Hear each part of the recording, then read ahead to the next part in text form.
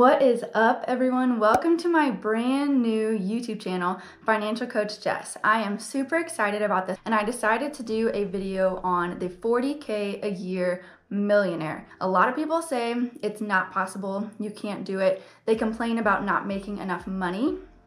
And really the problem is they're not allocating the money they do make properly. So I'm gonna run through the numbers. I created a budget for someone who makes $40,000 a year to give you guys a rough idea of what the actual numbers look like. So here is the budget that we're working with for the 40K a year earner. I created this budget in about 10 minutes using the EveryDollar app. Right now I'm on the desktop version, and you can find that at everydollar.com/app to create your own free account.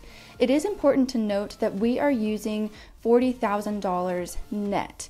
I don't want to deal with taxes. I don't want to deal with health insurance. So if you run these numbers for 12 months, you will get like a couple cents over $40,000 a year. So I did include giving into the paychecks just because a lot of people enjoy giving. A lot of people tithe 10%, and so that is what I put here. Savings is super important, so I put $220 is what it worked out to be for the monthly savings, which was roughly 7% of their income. Housing was the toughest for me. 35% is pushing it a little bit when it comes to housing. I like to stay between 25 and 35%.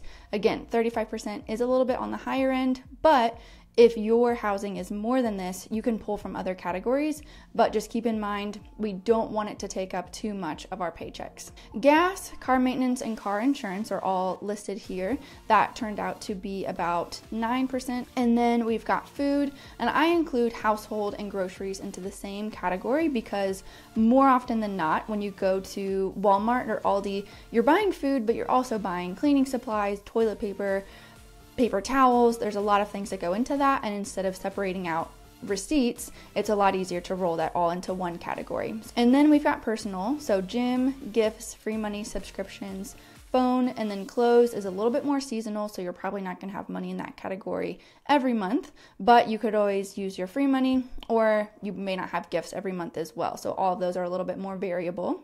And then we get to the wealth building portion of the budget, and that is the monthly contribution to the Roth IRA or the 401k or the regular IRA, whatever that is for you. I did $500 a month because that maxes out the Roth IRA and what I'm allowed to put into the Roth IRA every year. Another reason why I wanted to use $500 right here specifically is because of this crazy stat. Honestly, this is staggering.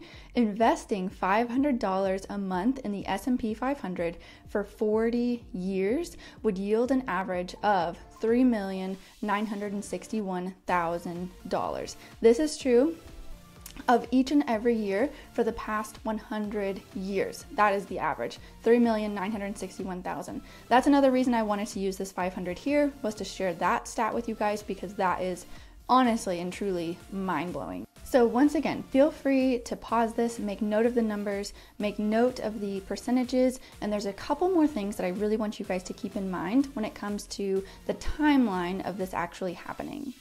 Now that you've seen a breakdown of the actual numbers within the budget, here's a couple of things that you need to keep in mind. Number one, this is not a get-rich-quick scheme, obviously. A lot of money has to be invested up front, and then time works for you, right? We're not trying to time the market. We're not doing anything fancy. We're investing consistently. We're budgeting consistently, and that equals millionaire status when you retire. Number two is that you're probably not going to be making $40,000 from now until you retire. Most likely, you're going to make a little bit less than $40,000 when you first start your career, and then you're going to get incremental raises as well as promotions as you increase your skill set. So this $40,000 a year, you might be there for around 5 to 10 years, but keep in mind you will get raises and some things will start to loosen up in the budget, and you can add in things like vacations, you can bump up your savings, you can bump up your retirement and actually retire with more as well.